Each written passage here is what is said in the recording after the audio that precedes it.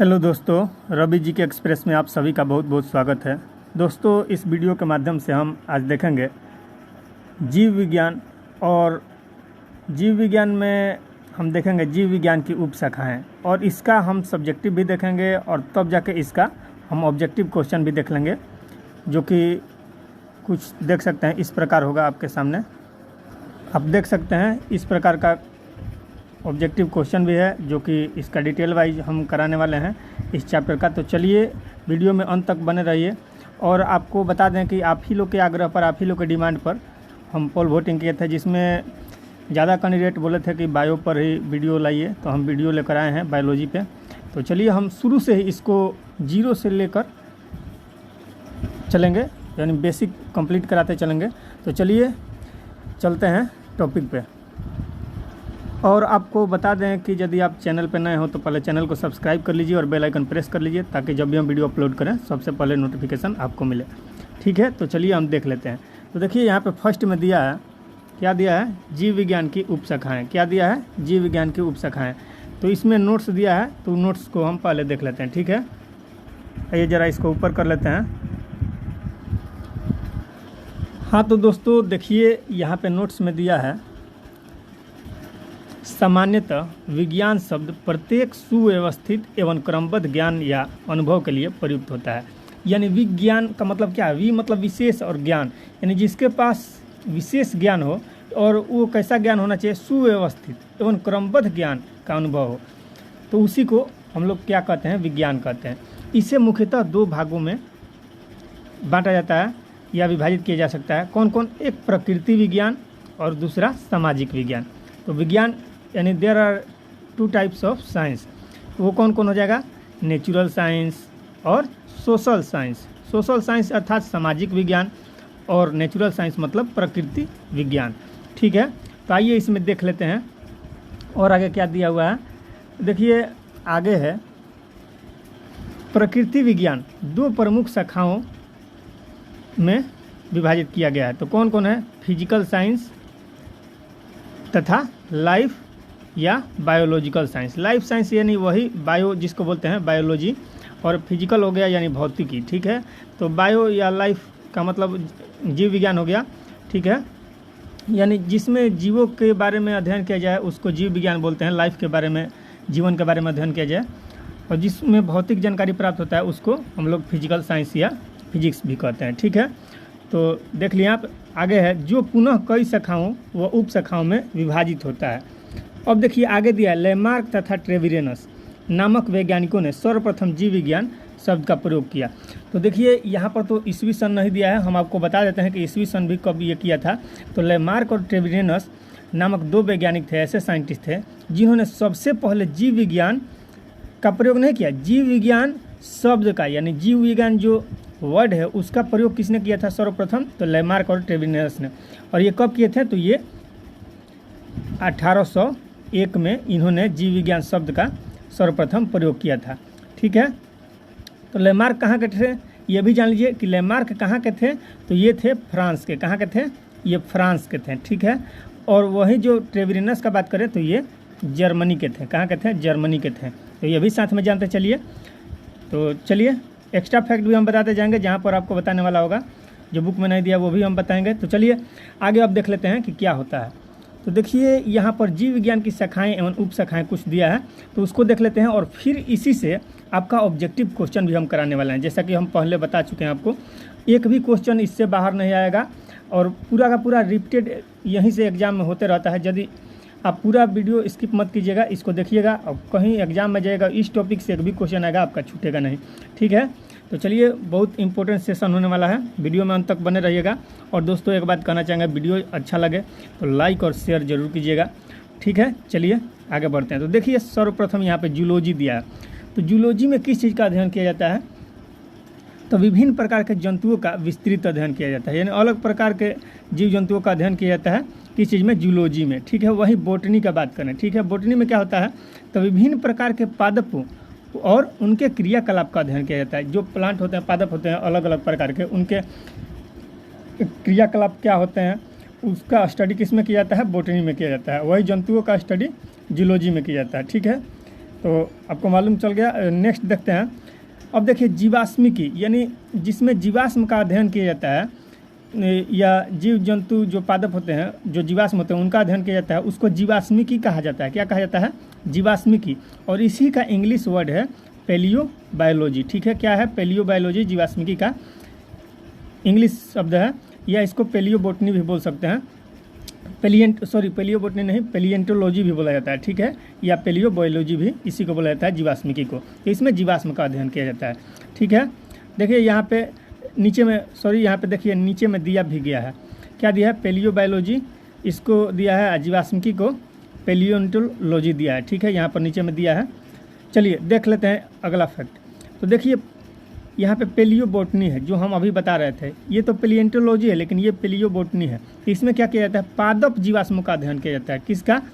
इसमें जंतु जीवाश्म जितने रहते हैं उसका पेलिएंटोलॉजी में, और जो पादप जीवाश्म रहते हैं उनका अध्ययन किस में किया जाता है?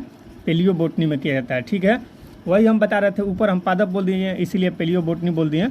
तो पादप जीवाश्म का अध्ययन कहेगा तो पेलियोबोटनी रहेगा, लेकिन जंतु जीवाश्म, जंतु या पादप दोनों का रहेगा तो उसको जीवाश्मिकी यानी पेलिएंटोलॉजी बोला जाएगा। ठीक है, अब चलिए नेक्स्ट देख लेते हैं।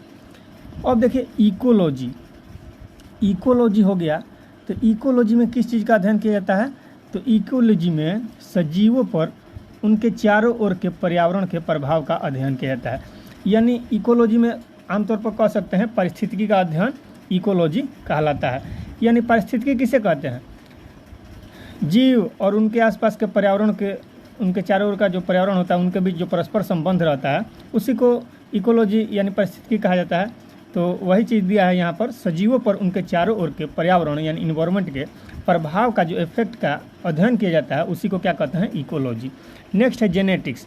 तो जेनेटिक्स तो सभी लोग जान रहे होंगे, जीवों के जो आनुवांशिक लक्षण होते हैं तथा इनकी वंशागति का अध्ययन जो किया जाता है जेनेटिक्स में किया जाता है। नेक्स्ट है फिजियोलॉजी। तो इसमें क्या किया जाता है?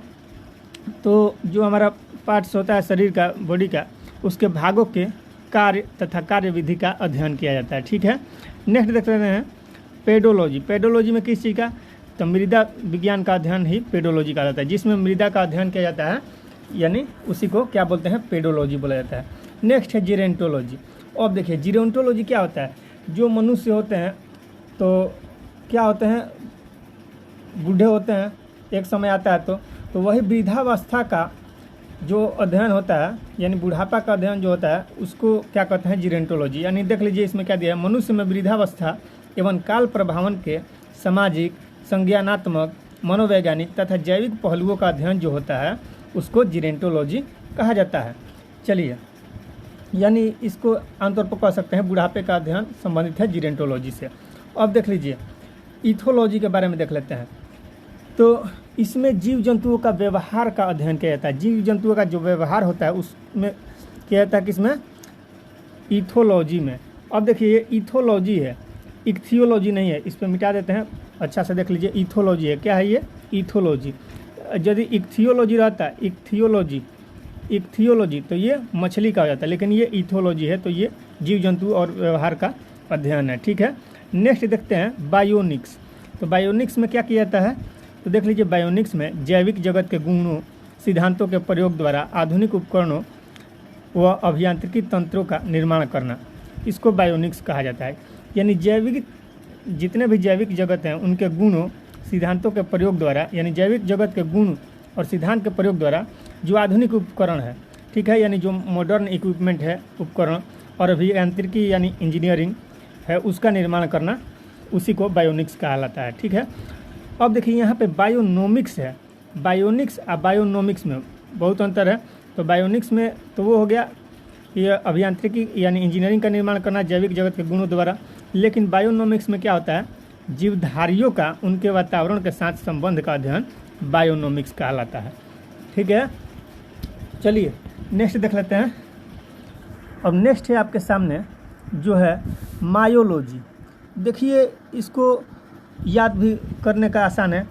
देखिए यहाँ पर दिया है मायोलॉजी, ठीक है, और यहाँ पर दिया मनुष्य की पेशियों का अध्ययन। तो इसको पेशियों नहीं, क्या बोल सकते हैं हम? मांसपेशी बोलते हैं। तो मांसपेशियों का अध्ययन ही मायोलॉजी। तो म से मांसपेशी या म से मायोलॉजी, तो मांसपेशियों का अध्ययन क्या हो जाएगा, मायोलॉजी। ठीक है, उसी तरह देखिए नेक्स्ट है मैमेलॉजी। तो मैमेलॉजी किस चीज़ का होता है, स्तनधारी जंतुओं का अध्ययन। तो स्तनधारी को इंग्लिश में क्या कहते हैं, मैमल कहते हैं। तो मैमल का अध्ययन क्या हो जाएगा, मैमेलॉजी हो जाएगा। ठीक है, तो मैमल में ओजी लगा दिया, मैमल में ओजी लगा दिया, मैमेलॉजी। ठीक है, तो मैमल मतलब स्तनधारी भी होता है, तो उसका अध्ययन मैमेलॉजी हो जाएगा। कोई ज़्यादा दिक्कत वाली बात ही नहीं है। अब देखिए बायोनोमी। तो बायोनोमी को देखते हैं, जीवन के नियमों से संबंधित जो अध्ययन होता है, यानी रूल ऑफ लाइफ, यानी लाइफ के जो रूल्स है, जो जितना भी रिलेटेड स्टडी किया जाएगा उसको क्या बोलेंगे, बायोनोमी कहेंगे। ठीक है, नेक्स्ट आता है बायोमेट्री। ठीक है, बायोमेट्री क्या हो गया, गणित एवं सांख्यिकी की तकनीकों द्वारा जीव विज्ञान का अध्ययन, यानी एक ऐसा तकनीक जिसमें गणित एवं सांख्यिकी का प्रयोग किया जाता है और उसमें जीव विज्ञान का ही ये अध्ययन आता है। तो गणित एवं सांख्यिकी की तकनीक का प्रयोग करके जो जीव विज्ञान का अध्ययन किया जाता है उसको हम लोग क्या बोलते हैं, बायोमेट्री कहा जाता है। ठीक है, नेक्स्ट है फ्रेनोलॉजी। तो फ्रेनोलॉजी किस चीज़ का अध्ययन होता है, तो मस्तिष्क के विभिन्न भागों की क्रियाशीलता तथा विक्षिप्तता का अध्ययन कहलाता है फ्रेनोलॉजी। नेक्स्ट है एंथोलॉजी। तो ये फूलों का अध्ययन है, यानी पुष्पों या फूलों का अध्ययन को एंथोलॉजी कहते हैं। एग्रोएस्ट्रोलॉजी, इस घास के अध्ययन को एग्रोएस्ट्रोलॉजी कहते हैं। अब देखिए नेक्स्ट है पैलिनोलॉजी। तो पैलिनोलॉजी किस चीज़ का है, विभिन्न प्रकार के परागकणों का, विभिन्न प्रकार के परागकणों का अध्ययन ही पैलिनोलॉजी कहलाता है। अब देखिए वहाँ पर मत जाइएगा, जीवाश्म का अध्ययन, जीवाश्म का अध्ययन को पैलिएंटोलॉजी बोला जाता था, ये है पैलिनोलॉजी है। ठीक है, तो विभिन्न प्रकार के परागकणों का अध्ययन ही क्या बोलते हैं, पैलिनोलॉजी। अब ये परागकण कहाँ पाए जाते हैं, तो पुष्प का जब आप पढ़े होंगे पुष्प के बारे में, तो उसमें आपको मिलेगा एंथर होता है, परागकण होते हैं। ठीक है, परागण की क्रिया उसमें होता है, स्टिग्मा होता है, ये सारा चीज़ आपको बताएंगे नेक्स्ट वीडियो जब हम बनाएंगे, उस टॉपिक पे चलेंगे तो सारा चीज़ इसको डिटेल में बता देंगे। चलिए, नहीं तो वीडियो ज़्यादा लंबा होगा। तो इतना याद रखिए कि परागकण का जो अध्ययन होता है उसी को पैलिनोलॉजी बोला जाता है। चलिए नेक्स्ट देख लेते हैं, ऑन्कोलॉजी। तो ऑन्कोलॉजी से आप जानकार होंगे कि कैंसर के अध्ययन को क्या कहते हैं, ऑन्कोलॉजी कहा जाता है। तो कैंसर का अध्ययन किस चीज़ में किया जाता है, ऑन्कोलॉजी में किया जाता है। फिर नेक्स्ट है शारीरिक विकास में आने वाली असमानताओं का अध्ययन, यानी जो शारीरिक विकास हो रहा है, जो हम लोग का बॉडी का डेवलपमेंट होता है शरीर का अंग का, तो उसमें जितनी सारी भी असमानताएँ आती है, विभिन्नता आती है, उसका यदि अध्ययन किया जाता है उसको क्या बोलते हैं, टेराइटोलॉजी। क्या बोलते हैं, टेराइटोलॉजी। ठीक है, अब देखिए नेक्स्ट है उपास्थि से संबंधित अध्ययन। तो उपास्थि से अध्ययन को क्या बोलते हैं, कॉन्ड्रोलॉजी। क्या बोलते हैं, कॉन्ड्रोलॉजी। उपास्थि से संबंधित अध्ययन को, यानी उपास्थि के अध्ययन को ही कॉन्ड्रोलॉजी बोला जाता है। नेक्स्ट है अस्थियों का अध्ययन, यानी हड्डियों का अध्ययन को, अस्थियों को अ से अस्थि और अ से अस्टियोलॉजी। ठीक है, तो अस्थियों के अध्ययन को अस्टियोलॉजी बोला जाता है। वही है रुधिर सीरम का वैज्ञानिक अध्ययन। तो रुधिर मतलब खून होता है, रक्त होता है, जिसको ब्लड बोला जाता है। तो रुधिर सीरम के वैज्ञानिक अध्ययन को क्या बोलते हैं, सेरोलॉजी बोलते हैं। ठीक है, इसको क्या बोलते हैं, सेरोलॉजी।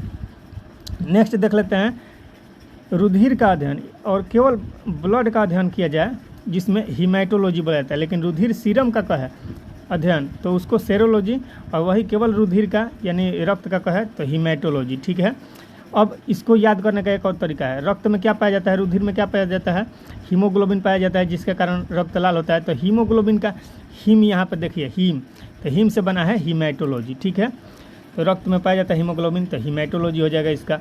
तंत्रिका तंत्र से संबंधित अध्ययन क्या है, तो तंत्रिका तंत्र का इकाई होता है न्यूरॉन, तो न्यूरॉन से बना है न्यूरोलॉजी। इसको भी याद करने में कोई दिक्कत नहीं है। अब देखिए नेक्स्ट है एक चिकित्सकीय प्रक्रिया जिसमें किरणों की सहायता से गुर्दे, यानी गुर्दा का मतलब किडनी होता है, पित्ताशय मूत्राशय की थैली में स्थित पथरी को तोड़कर मरीज का इलाज किया जाता है। किसमें, तो लिथोट्रिप्सी में। अब देखिए एक ऐसा ये चिकित्सा करने वाला प्रक्रिया है जिसमें किरण की, यानी जो रे होता है उसकी सहायता से किडनी के और पित्ताशय हो गया, मूत्राशय की थैली में स्थित पथरी को तोड़कर मरीज का इलाज किया जाता है। ठीक है, तो उसी से जैसे रे में किरण में बहुत सारा होता है, एक्स रे हो गया, जैसे एक्स किरण का प्रयोग किया जाता है, उसी तरह मतलब ऐसा प्रक्रिया है जिसमें किरण का ही प्रयोग करके गुर्दे में यानी किडनी में जो पथरी होती है या मूत्राशय के भीतर जो पथरी होती है उसको तोड़कर किरण की सहायता से उसका इलाज किया जाता है। उसी को लिथोट्रिप्सी कहा जाता है। नेक्स्ट देख लेते हैं, रोगों की प्रकृति, लक्षणों व कारकों का अध्ययन, यानी रोग का अध्ययन को ही क्या बोलते हैं, पैथोलॉजी। ठीक है, रोग की प्रकृति हो या लक्षण हो और उसका कारक हो, उसके अध्ययन को पैथोलॉजी कहा जाता है। ठीक है, चलिए नेक्स्ट देख लेते हैं। नेक्स्ट है आपके सामने पैरासिटोलॉजी। तो पैरासिटोलॉजी किसका अध्ययन होता है, तो परिजीवी जीवों का अध्ययन, यानी परिजीवी मतलब क्या होता है, प्रोटोजोआ, यानी प्रोटोजोआ के अध्ययन को पैरासिटोलॉजी बोला जाता है। ठीक है, विषाणु यानी वायरस का अध्ययन को वायरोलॉजी बोला जाता है। ठीक है, वायरोलॉजी, विषाणुओं के अध्ययन को, वायरस के अध्ययन को वायरोलॉजी। वहीं जीवाणुओं का अध्ययन को बैक्टीरियोलॉजी बोला जाता है, क्योंकि जीवाणु का इंग्लिश होता है बैक्टीरिया। ठीक है, तो बैक्टीरिया से आपको बैक्टीरियोलॉजी हो जाएगा। कीटों का अध्ययन, तो कीट में क्या आता है, इसको याद कैसे करेंगे, कीट में, अब देखिए कीट में चींटी भी आता है। ठीक है, लेकिन उसको सामाजिक जंतु कहा जाता है चींटी को, लेकिन चींटी भी एक प्रकार का कीट में ही आता है। तो देखिए, तो चींटी का इंग्लिश क्या होता है, एंट, तो एंट से हो जाएगा एंटेमोलॉजी। ठीक है, एंट से हो जाएगा एंटेमोलॉजी, याद करने के लिए बता रहे हैं।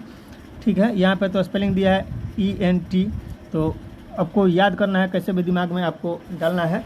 यही हमारा वीडियो बनाने का उद्देश्य है कि आपको एग्जाम में मिस न करें। तो देखिए, कीटों का अध्ययन, यानी कीट में एंट आ जाएगा, चींटी आ जाएगी, और एंट से आ जाएगा एंटेमोलॉजी। नेक्स्ट है चींटियों का अध्ययन। तो देखिए, तो चींटी का अध्ययन को क्या दिया है, चींटी का अध्ययन, तो देखिए चींटी के अध्ययन को क्या कहेंगे, उसका भी दिया है, तो मिरमेकोलॉजी। चींटी के अध्ययन को क्या कहेंगे, मिरमेकोलॉजी।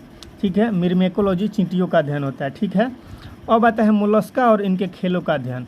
ठीक है, तो मोलस्का और इनके खोलों का अध्ययन, क्योंकि मोलस्का में घोघा भी आता है, सीप वगैरह ये सब आता है, तो घोघा का खोल भी होता है। ठीक है, तो मोलस्का और इनके जो मोलस्का संघ में जितने भी जंतु आते हैं उसमें ज़्यादातर में खोल रहता है, तो उसके खोल का अध्ययन को क्या कहते हैं, तो उसको मैलेकोलॉजी बोलते हैं। क्या बोलते हैं, मैलेकोलॉजी। मोलस्का का अध्ययन को मैलेकोलॉजी। अब देखिए, जिससे हम लोग शादी विवाह में या पूजा पाठ में जो पंडित जी आते हैं शंख बजाते हैं, तो शंख भी क्या है, वो भी मोलस्का ग्रुप का ही है। ठीक है, उसका देखते हैं, उसका अंदर का जो जीव होता है वो मर चुका होता है, उसको निकाल दिया, ऊपर का उसका खोल ही है, उसी को हम लोग शंख कहते हैं। तो किस जगत का जीव है, तो मोलस्का का। वो भी एक दिन ऐसा होगा जब समुद्र में वो जीवित होगा, अपना जीविकोपार्जन कर रहा होगा, लेकिन क्या होता है कि वो जब मर जाता है उसके अंदर का मतलब निकल जाता है, सब जीव मतलब मर जाता है, तो ऊपर का केवल खोल बच जाता है, तो उसी को हम लोग शंख बना लेते हैं। और पूजा पाठ में उसी को मतलब जिस तरह बांसुरी को बजाया जाता है हवा द्वारा मुंह से फूंक मारकर, उसी तरह शंख को भी बजाया जाता है। चलिए नेक्स्ट देख लेते हैं, मत्स्य की संरचना, कारिकी इत्यादि का अध्ययन, तो इसको इक्थियोलॉजी बोला जाता है। क्या बोला जाता है, इक्थियोलॉजी। देखिए मत्स्य, तो इसमें मत्स्य में क्या होता है, मछली वगैरह भी आता है, तो मछलियों के अध्ययन को भी इक्थियोलॉजी बोला जाता है, तो आप ध्यान रख सकते हैं। अब देखिए सर्पों का अध्ययन, तो सर्पों के अध्ययन को क्या बोला जाता है, सर्पेटोलॉजी। क्या बोलते हैं, सर्प। अब देखिए सर्प में टोलॉजी जोड़ दिया, सर्प से सर्पेटोलॉजी, सर्प में है तो इसको याद करने में कोई दिक्कत नहीं है, सर्प का हो जाएगा सर्पेटोलॉजी। अब देखिए और एक होता है सर्प का ओफियोलॉजी। क्या होता है, ओफियोलॉजी। देखिए सर्प क्या करता है, फुफकारता है, यानी फुफकारता है, यानी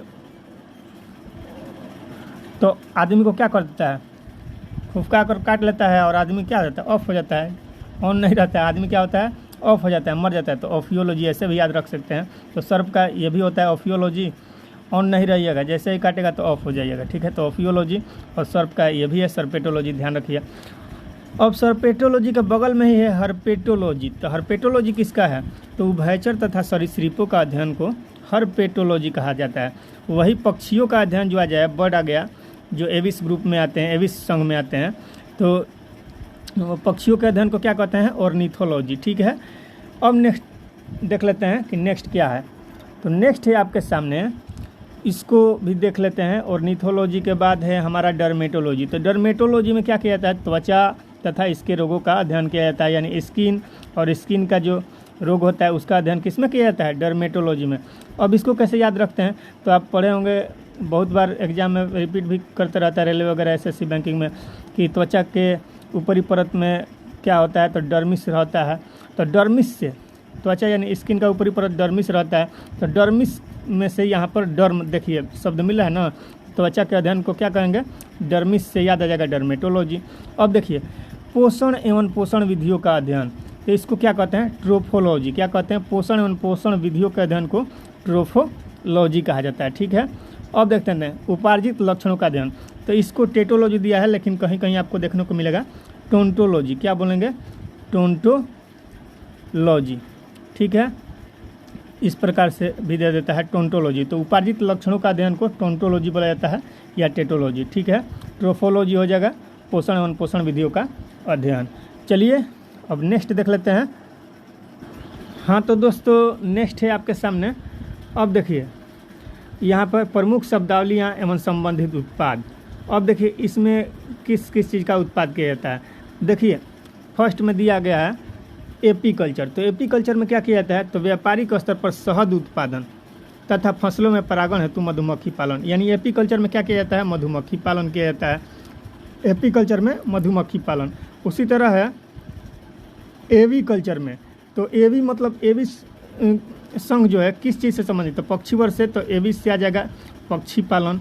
ठीक है, आता है एक्वा कल्चर। तो एक्वा मतलब जल होता है, पानी होता है, पानी का जो जलीय आप एक्वेरियम देखे होंगे, तो वही है एक्वा कल्चर। यानी जलीय जीवों, जंतु एवं वनस्पतियों का संवर्धन जो किया जाता है जल में, जितने भी जीव और जंतु हैं जो जल में जीवित रहते हैं उनको एक्वा कल्चर में अध्ययन किया जाता है। ठीक है, अब देखिए फिर आता है एल्गा कल्चर। तो एल्गा कल्चर में क्या होता है, यह एक प्रकार का जिसके अंतर्गत शैवालों की कृषि की जाती है। देखिए यहाँ पर एक्वा कल्चर हिंदी में दे दिया है, तो ये एक्वा कल्चर नहीं होगा, एक्वा कल्चर ये है। ठीक है, इसको एल्गा कल्चर बोलेंगे, एल्गा कल्चर। ठीक है, तो एल्गा कल्चर में क्या होता है, तो देखिए शैवाल का जो यहाँ पर दिया है शैवाल की कृषि, तो शैवाल को इंग्लिश में क्या बोलते हैं, अलगाई बोलते हैं। क्या बोलते हैं, अलगाई।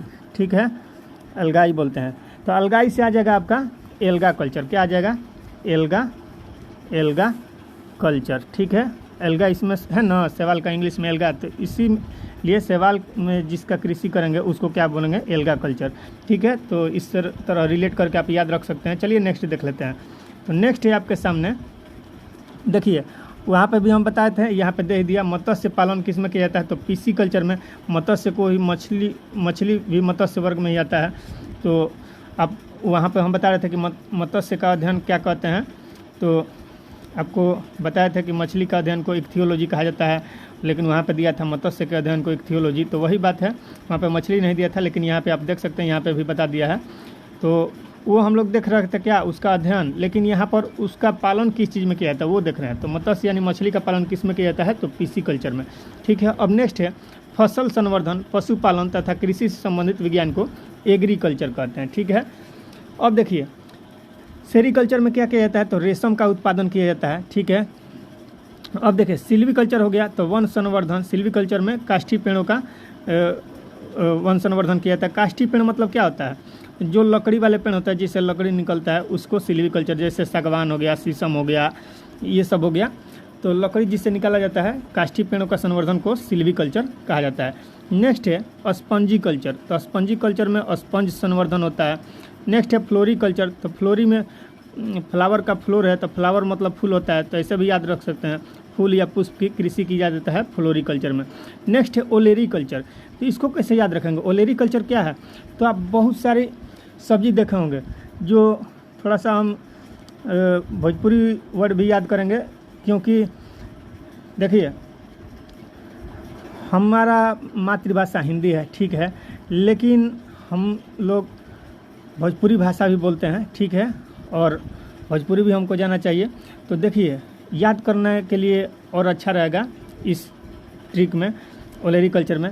देखिए हम लोग सब्जी वगैरह की खेती करते हैं, तो कहते हैं क्या कि सब्जी जो है उलर कर फल रहा है, यानी उलर पलर कर, इधर उधर उलर पलर कर फलता है। कौन सब्जी, अब क्या आपको बैगन उलर पलर कर फलेगा, नहीं, भिंडी फलेगा, नहीं, लेकिन कुछ सब्जी होता है जैसे चिचिंदा होता है, करेला होता है, ठीक है, लौकी यानी कद्दू होता है, तरबूज होता है, खरबूज होता है, ये सब क्या होता है, उलर पलर कर मतलब धरती पर ही फैलता है। तो उसी तरह उलर के पर जो सब्जी मतलब फरेगा उसको क्या बोलेंगे, ओलरेगा तो यानी ओलेरी कल्चर। ठीक है, ट्रिक अच्छा यदि लग रहा होगा तो एक लाइक तो ज़रूर कीजिएगा। ठीक है, और आगे हम चलते हैं, देख लेते हैं। देखिए, वृक्षों तथा झाड़ियों की कृषि, तो इसको अर्बोरी कल्चर कहते हैं, अर्बोरी कल्चर। ठीक है, वृक्ष तथा झाड़ियों की कृषि को अर्बोरी कल्चर। अब नेक्स्ट आता है हॉर्टिकल्चर। तो इसमें क्या किया जाता है, जितने भी सारा बागवानी होता है उसको हॉर्टिकल्चर में अध्ययन किया जाता है। तो देखिए, खेती किया जाता है जैसे फूलों, फलों, सब्जियों व मसालों की खेती, यानी पूरी तरह से जितने भी आते हैं सब्जी वगैरह, फल फूल, सबका खेती किया जाता है, यानी बागवानी एक तरह से किया जाता है। बागवानी की खेती तो वो किस चीज़ में होता है, हॉर्टिकल्चर। और स्पेशल फूल का नहीं कहा है, स्पेशल फूल का कहता है तो क्या होता है, फ्लोरिकल्चर। ठीक है, तो उसी तरह नेक्स्ट देख लेते हैं। चलिए, पोमोलॉजी, तो पोमोलॉजी में फल का अध्ययन किया जाता है, और स्पेशल फल का पोमोलॉजी में। ठीक है, फसलों का किस में किया जाता है, एग्रोनॉमी में। ठीक है, और देखिए, कृषि उत्पादन में वृद्धि हेतु केचुआ संवर्धन, यानी केचुआ का संवर्धन किया जाता है। केचुआ का संवर्धन यानी केचुआ जिसको चारा बोला जाता है भोजपुरी में। ठीक है, इससे क्या किया जाता है, खाद बनाया जाता है। ठीक है, केचुआ संवर्धन करके। तो ये भी जो केचुआ होता है इस प्रकार का रहता है, पतला सा। ठीक है, और ये जो जीव होता है केचुआ, ये भी एक प्रकार का वर्म है। क्या है, वर्म ही है। जैसे वर्म को हिंदी में कृमि बोलते हैं, क्या बोलते हैं, कृमि। ठीक है, तो आप पढ़े होंगे फ्लैट वर्म, रिंग वर्म, बहुत सारा पढ़ेंगे। तो उसी प्रकार का ये भी एक वर्म है। तो वर्म से आपको क्या आ जाएगा, यानी वर्मी कल्चर। ठीक है, यानी केचुआ का अध्ययन को क्या बोलेंगे, वर्मी कल्चर, जिसमें केचुआ संवर्धन होता है, यानी केचुआ द्वारा खेती की जाता है, तो उसको वर्मी कल्चर, क्योंकि वो भी एक वर्म ही है, कृमि ही है। तो कृमि का इंग्लिश वर्म होता है, और वर्म से आ जाएगा वर्मी कल्चर। ठीक है, अब चलिए नेक्स्ट देख लेते हैं। नेक्स्ट आपके सामने जो है वो रहा आपके स्क्रीन के ऊपर, ऑस्ट्रीकल्चर। तो ऑस्ट्रीकल्चर में क्या करते हैं, व्यापार हेतु सीपों यानी ओयस्टर्स में कृत्रिम प्रजनन, यानी व्यापार करने के लिए सीपों में जो कृत्रिम प्रजनन किया जाता है उसका अध्ययन किस में किया जाता है, ऑस्ट्रीकल्चर में किया जाता है। अब देखिए, ओलिविकल्चर, ओलिकल्चर। ठीक है, ओलिकल्चर मतलब क्या होता है, अब देखें, जैतून की शाखा को, यानी जैतून का शाखा आप देखा होंगे, यानी ओलिव ब्रांच, तो जैतून को ही ओलिव बोलते हैं। ठीक है, जैतून का तेल भी आता है तो उसको इंग्लिश में जैतून को ओलिव बोलते हैं। तो ओलिव से आपका याद आ जाएगा ओलिविकल्चर, यानी जैतून का खेती जिसमें किया जाता है उत्पादन, उसको ओलिविकल्चर बोलते हैं। नेक्स्ट है घोंघे का संवर्धन, यानी स्नेल्स, घोंघा मतलब स्नेल्स। तो घोंघे का संवर्धन किस में किया जाता है, हेलीकल्चर में किया जाता है। घोंघा का संवर्धन किस में, हेलीकल्चर में। अंगूर यानी ग्रेप्स, जो अंगूर हम लोग खाते हैं उसका खेती किस में किया जाता है, संवर्धन किया जाता है, तो विटीकल्चर में। अंगूरों की खेती विटीकल्चर से संबंधित है। अब मेरीकल्चर में क्या होता है, तो मैरीन ड्राइव आप सुने होंगे नाम। चलिए, मेरीकल्चर हम देख लेते हैं। मानव उपभोग हेतु समुद्री जीवों, जंतु और वनस्पति का संवर्धन, यानी समुद्री जीव जो होते हैं, समुद्री जीव, जंतु हो या वनस्पति हो, उनका संवर्धन जो किया जाता है तो वो मेरीकल्चर में किया जाता है। अब मेरीकल्चर के बाद में है मोरीकल्चर। ये है मेरीकल्चर और ये है मोरीकल्चर। ठीक है, तो दोनों में डिफरेंट है। अब देखिए, शहतूत की जो खेती की जाती है वो मोरीकल्चर में किया जाता है। अब नेक्स्ट है हाइड्रोपोनिक्स। तो हाइड्रोपोनिक्स में किसका खेती किया जाता है, तो देखिए, जो मृदा विहीन पादप होते हैं, मृदा विहीन पादप मतलब जो पानी में उगे, यानी जिसका मिट्टी न हो तब पर भी वो उग जाए, तो उसको हाइड्रोपोनिक्स कहते हैं, या उसको एरोपोनिक्स भी कहा जाता है। ठीक है, अब देखिए, एरोपोनिक्स किसको कहते हैं, जो हवा में हो, यानी मिट्टी में ना हो, हवा में ही हो जाए, उसको एरोपोनिक्स भी कहा जाता है, या एरोकल्चर। चलिए आगे देख लेते हैं। यहाँ पर फिगर दिया हुआ है, देखिए, हाइड्रोपोनिक्स प्रणाली द्वारा पादप संवर्धन। अब इसमें देख सकते हैं आप फिगर में कि ये एक डब्बा है, इसमें तो मिट्टी नहीं डाला गया है, ये पानी डाला गया है। ठीक है, और पानी डाला गया है और इसी में ये मतलब हो रहा है, यानी मृदा विहीन है, इसमें मिट्टी नहीं है, मिट्टी विहीन है। मृदा मतलब मिट्टी, मृदा के अध्ययन को क्या कहता है, पेडोलॉजी, ये भी आप समझ रहे होंगे। तो यानी मिट्टी ना हो, उसके बिना भी यदि पादप का संवर्धन कर लिया जाए तो वैसे पादपों को हाइड्रोपोनिक्स कहते हैं। ठीक है, और या एरोपोनिक्स, क्योंकि इसमें पानी है तो पानी का फार्मूला मालूम ही होगा, H2O। ठीक है, तो H2O में क्या है, ऑक्सीजन है, और ऑक्सीजन हवा में भी रहता है। जहाँ पे ऑक्सीजन है यानी ऑक्सीजन गैस है, और हवा क्या है, गैसों का मिश्रण है। ये भी आप जानते हैं। तो यानी इसमें एयर है, इसीलिए इसको एरोपोनिक्स भी कहा जाता है, ठीक है, या एरोकल्चर भी कहा जाता है, यानी हवा में, पानी में भी हवा है, ठीक है। चलिए नेक्स्ट देख लेते हैं। नेक्स्ट क्वेश्चन है, देखिए आपके सामने सिट्रीकल्चर। तो सिट्रीकल्चर में क्या होता है, तो सिट्रीकल्चर में खट्टे फलों का उत्पादन किया जाता है। अब देखिए इसको कैसे याद रखेंगे। अब देखिए नींबू वगैरह, नींबू हो गया, संतरा हो गया, आप इसमें पढ़े होंगे कि कौन सा एसिड पाया जाता है या कौन सा अम्ल पाया जाता है खट्टे फलों में या संतरा वगैरह में। तो सिट्रिक एसिड पाया जाता है। कौन सा एसिड, सिट्रिक या साइट्रिक भी कोई कहता है। तो उसी सिट्रिक का सिट्री यहाँ पे ले लेंगे, ठीक है। खट्टे फलों में कौन सा सिट्रिक एसिड पाया जाता है, सिट्री से हो जाएगा सिट्रीकल्चर, ठीक है। इसको ऐसे याद रख सकते हैं। अब नेक्स्ट है वेजिकल्चर। वेजिकल्चर मतलब क्या होता है।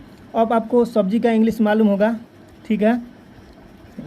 सब्जी का इंग्लिश क्या होता है, वेजिटेबल। क्या होता है, वेजिटेबल।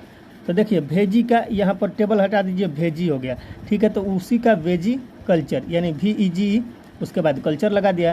तो सब्जियों एवं पौधों की कृषि, मुख्यतः जड़ वाले फसलों की कृषि जिनमें कायिक प्रवर्धन होता है, वैसे सब्जियों और फसलों की खेती को वेजी कल्चर कहा जाता है। कायिक प्रवर्धन मतलब क्या हो गया, जैसे मान लीजिए गुलाब हो गया, गुलाब का फूल हो गया, गुलाब का फूल हो गया जिसमें कांटा वगैरह रहता है, ठीक है। गुलाब का फूल हो गया, आप देख सकते हैं, ठीक है।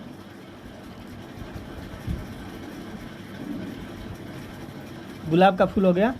और इसका जो लगता है तो इसका जो डाली है, डाली को ही बीच से काट दिया जाता है और काट कर लगाया जाता है। इसका डाली को यानी ब्रांच को क्या बोलते हैं, इसका काया को हम लोग काट देते हैं। तो जो काया को काट कर अलग जगह हम मिट्टी में गाड़ देते हैं, तो इसी से फिर नया मतलब डाली निकल जाता है और उसमें पत्ती वगैरह, पुष्प वगैरह धीरे धीरे आने लगते हैं, ठीक है। तो इसको हम लोग कायिक परिवर्तन कहते हैं, कायिक प्रवर्धन कहा जाता है, ठीक है। तो चलिए नेक्स्ट देख लेते हैं। अब इसका प्रश्न कोश, आशा करते हैं कि आपको समझ में आ गया होगा सारा चीज़। अब इसका प्रश्न भी देख लेते हैं फटाफट। तो देखिए प्रश्न कोश में है आपके सामने पहला प्रश्न। और दोस्तों यदि आपको समझ में आ रहा होगा, वीडियो यदि ज़रा सा भी लग रहा होगा कि अच्छा है, तो आप एक लाइक कर दीजिएगा हमारे लिए, ताकि हम आपके लिए अगला वीडियो लाने में जल्दी जैसा आप कहें उस टॉपिक पर लेकर आ जाएं। तो चलिए चलते हैं आगे प्रश्न पे। तो चलिए नेक्स्ट है जंतु विज्ञान अध्ययन करता है। यानी जंतु विज्ञान में किसका अध्ययन किया जाता है, जूलॉजी में किसका अध्ययन किया जाता है, केवल जीवित जानवरों का, केवल जीवित वनस्पति का, या जीवित व मृत जानवर दोनों का, या जीवित व मृत वनस्पति दोनों का। तो इसमें किया जाता है जीवित और मृत जानवर दोनों का जूलॉजी में अध्ययन किया जाता है। याद रखना है केवल जीवित जानवरों का अध्ययन नहीं है जूलॉजी, केवल मृत जानवरों का नहीं है, यानी बोथ हो जाएगा, यानी जीवित और मृत दोनों जानवरों का अध्ययन किया जाता है जूलॉजी में। लेकिन जीवित और मृत वनस्पति कहेगा तो ये भी गलत हो जाएगा, वनस्पति का जूलॉजी में अध्ययन नहीं किया जाता है, ठीक है, पहले ही बता चुके हैं। चलिए तो यहाँ पर डिटेल देख लीजिए। जंतु विज्ञान के अंतर्गत जीवित और मृत जानवरों का विस्तृत अध्ययन किया जाता है। जंतु विज्ञान जीव विज्ञान की एक प्रमुख शाखा है जिसके जनक अरस्तु है। यानी जंतु विज्ञान के जनक कौन है, अरस्तु हैं, ठीक है। चलिए नेक्स्ट देख लेते हैं। तो देखिए यहाँ पर सूची 1 को सूची 2 से मिलान करना है, ठीक है। और ये जो प्रश्न था पहला, ये UPPCS प्री में 1995 में पूछा गया था, यानी 1995 में। चलिए नेक्स्ट क्वेश्चन देख लेते हैं। नेक्स्ट क्वेश्चन ये मैचिंग वाला है, इसको मैच करना है, ठीक है।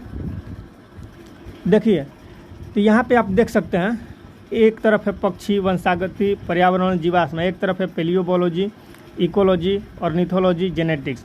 तो आपको पहले ही बता दिए थे कि पक्षी का जो अध्ययन होता है इसको क्या बोलते हैं, ऑर्निथोलॉजी बोलते हैं। उसी तरह वंशागति हो गया तो इसको जेनेटिक्स बोलते हैं। पर्यावरण हो गया यानी जीवों और पारिस्थितिकी किसे कहते हैं, यानी जीव और पर्यावरण के बीच जो पारस्परिक संबंध होता है उसको इकोलॉजी बोला जाता है। तो पर्यावरण का अध्ययन किस में किया जाता है, इकोलॉजी में किया जाता है। फिर आ गया जीवाश्म, तो जीवाश्म का अध्ययन को क्या बोलते हैं, पेलियोबोलॉजी। तो आप देख सकते हैं ए का क्या है, 3 है, ए का 3 हो गया। फिर बी का देख सकते हैं 4 हो गया। उसी तरह देख सकते हैं सी का, यानी सी का क्या है 2 हो गया। डी का क्या हो गया 1 हो गया। तो 3 4 2 1 किस में है, 3421 बी ऑप्शन में है 3421, तो B option is the right answer. तो देखिए यहाँ पे आंसर में भी दिया है बी। अब चलिए इसका डिटेल देख लेते हैं। तो डिटेल में भी वही दिया है, देखिए पक्षी को ऑर्निथोलॉजी में अध्ययन किया जाता है, जेनेटिक्स में वंशागति का, इकोलॉजी में पर्यावरण का अध्ययन किया जाता है, पैलियोबायोलॉजी में जीवाश्म का अध्ययन किया जाता है। नेक्स्ट है फूलों के अध्ययन को कहते हैं। तो फूल के अध्ययन को यानी पुष्प के फ्लावर के अध्ययन को क्या कहते हैं, तो उसको एंथोलॉजी बोला जाता है, एंथोलॉजी। अब देखिए यहाँ पर अब कहिएगा कि फूलों का तो फ्लोरिकल्चर बोले थे, तो वो फूलों की खेती था, क्या था, फूलों की जब खेती किया जाएगा ना, वहाँ पे फ्लोरिकल्चर होगा, ठीक है। लेकिन यहाँ पर उसका स्टडी किया जाता है, यानी पुष्प का अध्ययन जिसमें किया जाता है, स्टडी ऑफ फ्लावर, तो उसको एंथोलॉजी, ठीक है। यदि एग्रीकल्चर का बात आएगा कि खेती किया जाता है फूल का, तो वहाँ पे क्या हो जाएगा, फ्लोरिकल्चर, ठीक है। तो right answer is the option number B. चलिए नेक्स्ट क्वेश्चन देख लेते हैं। हाँ, तो देख सकते हैं आप कि उस क्वेश्चन का ऑप्शन यहाँ पे डिटेल वाइज दे दिया है इसमें, इस पेज में। देखिए यहाँ पे फ्रेनोलॉजी, ये मस्तिष्क के विभिन्न भागों की क्रियाशीलता तथा विशिष्टता का अध्ययन है, फ्रेनोलॉजी। उसके बाद एंथोलॉजी है फूलों का अध्ययन, एग्रोएस्ट्रोलॉजी घास से संबंधित अध्ययन है, अब पेलिनोलॉजी विभिन्न प्रकार के परागकणों का अध्ययन है, ठीक है। नेक्स्ट है कीटों के वैज्ञानिक अध्ययन को क्या कहते हैं। तो कीटों के वैज्ञानिक अध्ययन को अभी आपको बताया था कि कीट एक प्रकार का जो चींटी है वो भी कीट ही आता है, तो चींटी का इंग्लिश एंट होता है, तो उससे आपको रिलेट करके याद करते हैं, एंट से हो जाएगा एंटोमोलॉजी। तो कीटों के वैज्ञानिक अध्ययन एंटेमोलॉजी, ठीक है। और केवल चींटियों का कह दे कि यदि चींटियों का कह दे कि अध्ययन क्या होता है, तो मिर्मिकोलॉजी होता है, ठीक है। चलिए नेक्स्ट देख लेते हैं। तो देखिए यहाँ पर दिया है इक्थियोलॉजी, मत्स्य की संरचना, कारिकी इत्यादि का अध्ययन। इसका जो 4 नंबर का हर ऑप्शन है उसका डिटेल दे दिया है। एंटोमोलॉजी कीटों का वैज्ञानिक अध्ययन, पैरासिटोलॉजी परजीवी जीवों का अध्ययन यानी प्रोटोजोआ का अध्ययन, मेलेकोलॉजी मोलस्का और इनके खोलों का अध्ययन। नेक्स्ट है 5 नंबर का क्वेश्चन, देखिए इसमें ये UPGIC में पूछा है 2017 में, और UPPCS प्री 1993 में पूछ लिया गया है क्वेश्चन। निम्नलिखित में से कौन सा विषय जनसंख्या एवं मानव समुदायों के महत्वपूर्ण आंकड़ों के अध्ययन करता है, तो वो कौन सा है, तो वो जननांकिकी, ये जननांकी हो जाएगा। अब देखिए जननांकिकी को इंग्लिश में क्या बोलते हैं, डेमोग्राफी बोला जाता है। अब देखिए यहाँ पे दिया जनसंख्या एवं मानव समुदाय का महत्वपूर्ण आंकड़ों के अध्ययन करता है, तो आंकड़ों का अध्ययन कहेगा तो वहाँ पे क्या हो जाएगा, जननांकी यानी डेमोग्राफी, ठीक है। अब मानव जाति का अध्ययन को और क्या कहते हैं, तो एंथ्रोपोलॉजी भी कहा जाता है, ये भी जान लीजिए। तो चलिए इसका डिटेल देख लेते हैं, ठीक है। चलिए यहाँ पे जान लीजिए परिस्थितिकी जो गया, पर्यावरण का अध्ययन हो गया, अनुवांशिकी हो गया, ये जेनेटिक्स को ही इंग्लिश में अनुवांशिकी बोलते हैं, ठीक है। और वायरस विज्ञान हो गया, विषाणु का अध्ययन, वायरस विज्ञान, इसको वायरोलॉजी भी बोला जाता है। चलिए नेक्स्ट देख लेते हैं इसका। तो देखिए डिटेल में दिया है जननांकी यानी डेमोग्राफी के अंतर्गत जनसंख्या एवं मानव समुदायों के समस्त निर्धारक तत्वों तथा उनके परिणामों का अध्ययन किया जाता है। इसके अंतर्गत जनसंख्या के आकार, क्षेत्रीय वितरण एवं बनावट, उसमें पाए जाने वाले परिवर्तन तथा परिवर्तन के उत्तरदायी कारणों जैसे जन्म दर, मृत्यु दर, क्षेत्रीय संचरण और सामाजिक गतिशीलता का अध्ययन किया जाता है। अर्थात इसके अंतर्गत जनसंख्या का गुणात्मक एवं परिणात्मक दोनों ही पक्षों का अध्ययन व विश्लेषण किया जाता है। चलिए नेक्स्ट देख लेते हैं। नेक्स्ट क्या है, आप देख सकते हैं यहाँ पे 6 नंबर का क्वेश्चन क्या कह रहा है, विभिन्न संस्कृतियों के वैज्ञानिक विवरण के तुलनात्मक अध्ययन को कहते हैं, तो इसको क्या कहते हैं, इथनोलॉजी बोला जाता है, ठीक है, इथनोलॉजी, ठीक है। चलिए ये इथोलॉजी हो गया, ये किसका हो गया, तो जीव और प्राणियों का जो व्यवहार होता है उसका अध्ययन इथोलॉजी में किया जाता है, ठीक है। चलिए नेक्स्ट देख लेते हैं। देखिए यहाँ पे इसका दे दिया है विवरण भी सारा, इथेनोलॉजी में विभिन्न संस्कृतियों के वैज्ञानिक विवरणों का तुलनात्मक अध्ययन किया जाता है इथेनोलॉजी में, ठीक है। अब देखिए इथेनोग्राफी हो गया, किसी विशिष्ट संस्कृति का अध्ययन किया जाता है यानी कल्चर का अध्ययन किया जाता है। अब देखिए इथोलॉजी में क्या किया, मानव सहित सभी जंतुओं के व्यवहार का अध्ययन, अभी बताया इथोलॉजी में जीव और प्राणियों का व्यवहार का अध्ययन किया जाता है। एथिक्स में नैतिक आचार तथा कर्तव्य का मनोवैज्ञानिक अध्ययन, यानी नैतिक आचार हो या कर्तव्य का अध्ययन किया जाता है, तो उसके मनोवैज्ञानिक अध्ययन को क्या बोलते हैं, एथिक्स बोला जाता है, ठीक है। 7 नंबर का क्वेश्चन है, जैविक जगत में होने वाले कार्य, गुण व पद्धति के अध्ययन के इस ज्ञान को मशीनी जगत में उपयोग करने को क्या कहा जाता है, तो उसको बायोनिक्स कहा जाता है। ठीक है, बायोनिक्स। ठीक है, चलिए नेक्स्ट देख लेते हैं। यहाँ पे इसका डिटेल भी देख लीजिए। बायोनिक्स में जैविक जगत में होने वाले कार्य, गुण एवं पद्धति का अध्ययन एवं अजैव तंत्र पर इसका प्रयोग बायोनिक्स में होता है। बायोनोमिक्स में क्या होता है, जीवधारियों का उनके वातावरण के साथ संबंध का अध्ययन। जिस तरह से पारिस्थितिकी है उसी तरह से बायोनोमिक्स भी है। चलिए नेक्स्ट देख लेते हैं, बायोनोमी। ठीक है, ये बायोनोमिक्स है और ये बायोनोमी है। ठीक है, तो बायोनोमी में जीवन के नियमों यानी लॉ ऑफ लाइफ का अध्ययन। ठीक है, तो उसको बायोनोमी बोला जाता है। नेक्स्ट है बायोमेट्री। तो बायोमेट्री में क्या होता है, गणित एवं सांख्यिकी तकनीकों द्वारा जीव विज्ञान का अध्ययन बायोमेट्री कहलाता है। अब चलिए नेक्स्ट देख लेते हैं, जो यही बायोमेट्री आजकल एग्जाम में लिया जाता है। चलिए नेक्स्ट देख लेते हैं, बायोमेट्री टेस्ट होता है ना, तो वही है। चलिए नेक्स्ट देख लेते हैं, पैलियो वनस्पति के अंतर्गत अध्ययन किया जाता है। तो आप जान सकते हैं पैलियो वनस्पति हो गया, यानी इसमें किसका अध्ययन किया जाता है, तो यहाँ पे आप कह सकते हैं कि जंतु जीवाश्म। तो जंतु जीवाश्म तो कभी होगा ही नहीं, क्योंकि यहाँ पे देखिए वनस्पति दिया है। ठीक है, यानी ये पेलियो बोटनी हो जाएगा। ठीक है, पेलियो बोटनी। तो पेलियो बोटनी में जंतु जीवाश्म नहीं, पादप जीवाश्म का अध्ययन किया जाता है, इसीलिए इसका राइट आंसर इनमें से कोई नहीं हो जाएगा। ठीक है, ये जंतु जीवाश्म में पेलिएंटोलॉजी होता है। ठीक है, या इसको कह सकते हैं जंतु जीवाश्म। चलिए नेक्स्ट देख लेते हैं, यहाँ पे इसका डिटेल। पेलियो वनस्पति या पेलियो बोटनी के अंतर्गत पादप जीवाश्मों का अध्ययन किया जाता है। ठीक है, किसका अध्ययन, पादप का अध्ययन किया जाता है। ठीक है, तो इसीलिए इसमें पादप कोई ऑप्शन में नहीं है, तो इनमें से कोई नहीं हो जाएगा। चलिए इसमें आगे दिया है, जो कि लाखों वर्ष पूर्व बर्फ, मिट्टी इत्यादि के नीचे किसी प्राकृतिक घटना के कारण दब गए थे, उनकी छाप पत्थर की चट्टानों में प्राप्त होती है। जीवाश्मों से जैव विकास के वास्तविक ठोस प्रमाण मिलते हैं। प्रोफेसर बीरबल साहनी को भारतीय जीवाश्म वनस्पति विज्ञान का जनक यानी फादर ऑफ इंडियन पेलियोबोटनी कहा जाता है। किसको, जीवाश्म वनस्पति विज्ञान का जनक किसे कहा जाता है, बीरबल साहनी को जीवाश्म वनस्पति विज्ञान का जनक कहा जाता है। ठीक है, और वनस्पति विज्ञान का जनक किसे कहा जाता है, तो थियोफ्रेटस को, ये भी आप याद रखिएगा। चलिए नेक्स्ट देखते हैं, चिकित्सा शास्त्र का जनक है तो वो हिप्पोक्रेटस हो जाएंगे। चलिए नेक्स्ट देख लेते हैं क्वेश्चन, रेशम कीट पालन को कहते हैं, तो इसको सेरीकल्चर कहा जाता है। ठीक है, रेशम कीट पालन को 9 नंबर का क्वेश्चन है, option number C is the right answer. ठीक है, चलिए नेक्स्ट देख लेते हैं। हाँ, तो आप देख सकते हैं कि एपीकल्चर के बारे में यहाँ पे दिया है कि इसमें मधुमक्खी पालन का अध्ययन किया जाता है।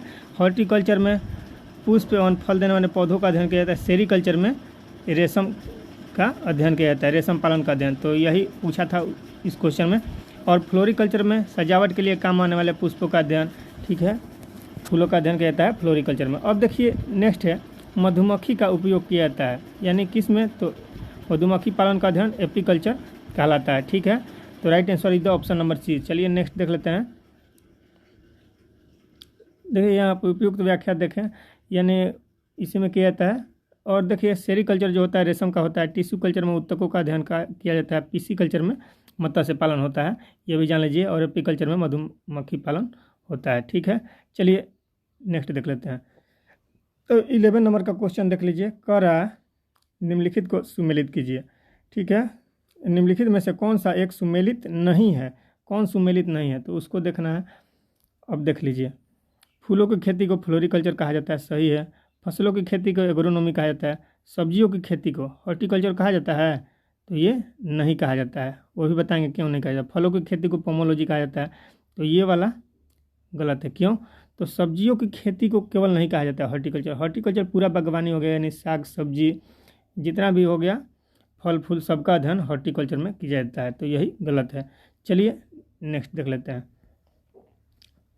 तो इसका विवरण देख लीजिए। देखिए, बागवानी यानी हॉर्टिकल्चर किसी कृषि की एक विशेष पद्धति है। इसके तहत फलों की कृषि यानी पोमोलॉजी, सब्जियों की कृषि यानी ओलेरीकल्चर तथा फूलों की कृषि यानी फ्लोरिकल्चर आती है, यानी सभी आ जाता है हॉर्टिकल्चर में। प्रश्न में ए एवं डी के तहत फूलों की खेती एवं फलों की खेती के लिए क्रमशः फ्लोरिकल्चर एवं पोमोलॉजी नामकरण किया गया है, जो इसके लिए विशिष्ट शब्दावलियाँ हैं। विकल्प सी के अंतर्गत सब्जियों की खेती के लिए नामकरण हॉर्टिकल्चर किया गया है, जो इसकी बृहद श्रेणी की शब्दावली है, यानी इसका पर्सनल नहीं है, इसको मिला जुला कर बनाया गया है, यानी उसमें फल भी होगा, सब्जी भी होगा, फूल भी होगा, सबको मिलाकर तब हॉर्टिकल्चर बनाया गया। ठीक है, वही चीज़ दिया। केवल स्पेशल यदि आएगा इसके लिए, सब्जी की खेती के लिए, तो ओलेरीकल्चर आएगा। ठीक है, तो चलिए आगे देख लेते हैं। चलिए नेक्स्ट है, सब्जी के लिए काम आने वाले पौधों के अध्ययन को कहते हैं, यानी सब्जी के लिए काम आने वाले पौधों के अध्ययन को क्या कहा जाता है? तो देखिए ए में है फ्लोरिकल्चर, तो ये तो फूल का होता है। ठीक है, पोमोलॉजी ये फल का होता है। नेक्स्ट ऑप्शन देख लेते हैं हॉर्टिकल्चर, और डी में है ओलेरीकल्चर। तो हॉर्टिकल्चर में साग सब्जी फल फूल सब आता है, केवल सब्जी के लिए कहा है तो olericulture, D is the right answer. चलिए नेक्स्ट देख लेते हैं, निम्नलिखित युग्मों में कौन सुमेलित नहीं है? तो कौन सुमेलित नहीं है? तो मधुमक्खी का पालन होता है, एपीकल्चर सही है। सेरिकल्चर में सिल्कवर्म, पिसिकल्चर में लाख का कीड़ा, हॉर्टिकल्चर में फूल। तो देखिए हॉर्टिकल्चर में फल फूल सब्जी तो सब आ जाता है। सेरिकल्चर में भी सिल्कवर्म, सिल्क मतलब रेशम वगैरह होता है, तो रेशम का कीड़ा का अध्ययन किया जाता है। और पिसिकल्चर में जो आता है मत्स्य आता है, लाख का कीड़ा नहीं आता है, तो ये गलत हो जाएगा। ठीक है, तो राइट आंसर क्या आ जाएगा? Option see the right answer. चलिए देख लेते हैं नेक्स्ट, पिसिकल्चर मछली पालन से संबंधित है, अन्य प्रश्नगत युग्म सम्मिलित है, वही चीज़ दिया है। चलिए नेक्स्ट देख लेते हैं। 40 नंबर कह रहा है निम्नलिखित में से कौन सी जोड़ी सुमेलित है? तो देखिए लेक्सिकोग्राफी, यही शब्दकोश का संकलन है, यानी डिक्शनरी के संकलन को लेक्सिकोग्राफी कहा जाता है, तो ये सही है। फिलोलॉजी डाक टिकट का संग्रह, ये गलत है। एंटोमोलॉजी मानव शरीर का अध्ययन, ये भी गलत है। आइकोनोग्राफी, यह भी कीट पतंग का अध्ययन नहीं है, ये भी गलत है। तो कीट पतंग का अध्ययन को क्या कहा जाता है? एंटोमोलॉजी। मानव शरीर का अध्ययन को क्या कहा जाता है? एंथ्रोपोलॉजी बोला जाता है। ठीक है, चलिए नेक्स्ट देख लेते हैं। इसका ऑप्शन देख लीजिए, ऑप्शन दिया है, देखिए लेक्सिकोग्राफी में शब्दकोश का संकलन या संयोजन। फिलोलॉजी जो ऑप्शन दिया है उसका देख लीजिए, भाषा की संरचना एवं विकास एवं इतिहास का अध्ययन किया जाता है। एंटोमोलॉजी में कीटों का अध्ययन किया जाता है। और आइकोनोग्राफी में प्रतिमाओं या चित्रकला का अध्ययन किया जाता है। आइकन होता है ना, तो वही प्रतिमा और चित्रकला का अध्ययन। देखिए लेक्सिकोग्राफी का संबंध है शब्दकोश के संयोजन से। ठीक है, तो ऑप्शन बी इसका राइट आंसर हो जाएगा। ऊपर भी ये क्वेश्चन था। विटीकल्चर के द्वारा किसका अध्ययन? तो अंगूर का खेती किया जाता है। 16 नंबर का अंगूर हो जाएगा, राइट आंसर डी। चलिए नेक्स्ट देख लेते हैं। नेक्स्ट है आपके सामने जो, तो अस्थियों के अध्ययन विज्ञान की शाखा के अंतर्गत किसके आता है? तो ये ऑस्टियोलॉजी के अंतर्गत आता है। किसके अंतर्गत? ऑस्टियोलॉजी के अंतर्गत आता है। अब देख लीजिएगा नीचे पॉज करके। चलिए नेक्स्ट देख लेते हैं। देखिए नेक्स्ट क्वेश्चन जो है आपके स्क्रीन के सामने, ये कह रहा है 25 नंबर का, हड्डियों की पढ़ाई विज्ञान के किस शाखा के अंतर्गत किया जाता है? तो ये ऑस्टियोलॉजी के अंतर्गत किया जाता है। Right option is the option number D. चलिए नेक्स्ट देख लेते हैं क्वेश्चन, और जहाँ पे आपको दिक्कत लगे पॉज करके देख लीजिएगा, अब ख़त्म ही होने वाला है। यहाँ पर आप देख सकते हैं कि नेक्स्ट इसका चैप्टर स्टार्ट होगा जैव विकास, तो इसका भी हम डिटेल वाइज सब्जेक्टिव पहले करा लेंगे, उसके बाद इसका भी ऑब्जेक्टिव कराएंगे नेक्स्ट वीडियो में। तो चलिए इसका पहले ऑब्जेक्टिव देख लेते हैं। देखिए 26 नंबर क्वेश्चन कर रहा है कि सर्पों के विषय में जानकारी प्राप्त करने वाला अध्ययन कहलाता है, तो कौन सा है? तो वो सर्पेटोलॉजी हो जाएगा। हम पहले ही बताए थे सर्पेटोलॉजी या ओफियोलॉजी। चलिए नेक्स्ट देख लेते हैं। नेक्स्ट है आपके सामने जो क्वेश्चन कह रहा है, निम्न में से बेमेल ज्ञात कीजिए। तो इसमें से बेमेल क्या है उसी को आपको ध्यान देना है। तो ए में है फिजियोलॉजी, बी में है साइकोलॉजी, सी में है पैथोलॉजी, और डी में है बैक्टीरियोलॉजी। तो इसमें से बेमेल क्या हो जाएगा? तो आपका साइकोलॉजी हो जाएगा। क्या हो जाएगा? साइकोलॉजी। अब क्यों होगा साइकोलॉजी? अब देखिए फिजियोलॉजी हो गया, ये भौतिक हो गया। पैथोलॉजी हो गया, इसमें रोग का अध्ययन किया जाता है। बैक्टीरियोलॉजी हो गया, जिसमें जीवाणु का अध्ययन किया जाता है। लेकिन ये साइकोलॉजी हो गया, इसमें मन का अध्ययन किया जाता है, यानी मनोविज्ञान है ये, इसीलिए तो ये सबसे अलग है। ठीक है, यहाँ पर डिटेल देख लीजिए, फिजियोलॉजी, पैथोलॉजी और बैक्टीरियोलॉजी जीव विज्ञान से संबंधित विद्याएं हैं, जबकि साइकोलॉजी मनोविज्ञान इनसे अलग विद्या है। ठीक है, यानी वो मन का मतलब स्वभाव हाव भाव देखकर पता लगाया जाता है, इसीलिए इस सबसे ये अलग है। चलिए नेक्स्ट देख लेते हैं। हाइड्रोपोनिक्स क्या है? तो मृदा विहीन पादप होता है ये, या इसको जल में उगने वाला पादप भी कह सकते हैं। तो right answer is the option A, इसमें दिया है मृदा विहीन पादप संवर्धन। तो चलिए नेक्स्ट क्वेश्चन देख लेते हैं, और 28 नंबर का right answer is the option number A. चलिए नेक्स्ट क्वेश्चन देख लेते हैं।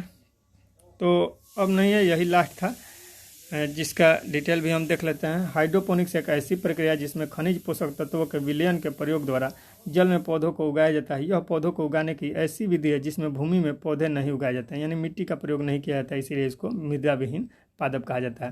तो दोस्तों वीडियो कैसा लगा कमेंट में बताइएगा, और यदि वीडियो अच्छा लगा होगा तो लाइक और शेयर ज़रूर कीजिए और दबा के कीजिए, क्योंकि हमारा भी मनोबल बढ़ा रहा है और इसी तरह हम आपके लिए